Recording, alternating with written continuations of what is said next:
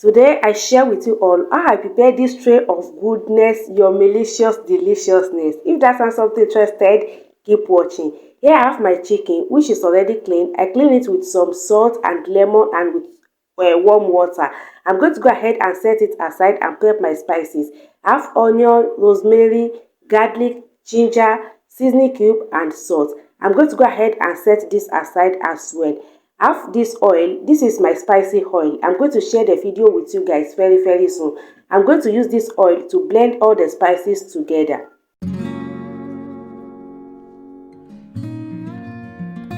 I added the blended spices. I'm going to go ahead and add the rest of my spices, which is black pepper, curry powder, nutmeg and some chili pepper. I will still leave the full ingredients of the spices that I use in the description box below. In case you are interested, go ahead and check it out. Once I add all my spices, all I'm going to do is give it a good massage and allow to marinate.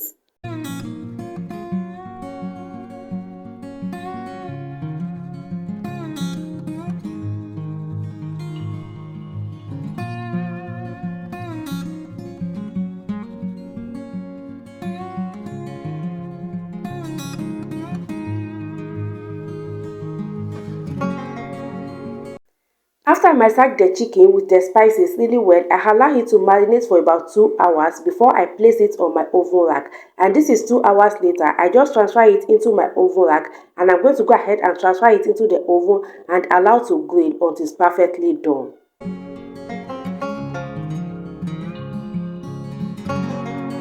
While the chicken is in the oven grilling, I'll go ahead and prepare the corn. I just transfer the corn into the pot and I wash my corn. I wash the corn with some salt and water. I'll go ahead and add a little bit of salt to taste and I'll fill it up with some water.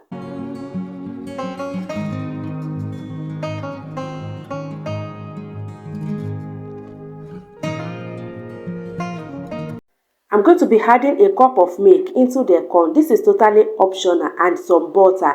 If you don't want the milk and the butter, skip it. Personally, I don't do this all the time, but sometimes I just want to make it special. You guys understand. Once I add the milk and the butter, I just allow the corn to boil. I cover it, but I open it so you guys can see what it looks like while the corn is boiling. I'm going to go ahead and cover it back and continue to boil until it's perfectly done to my liking.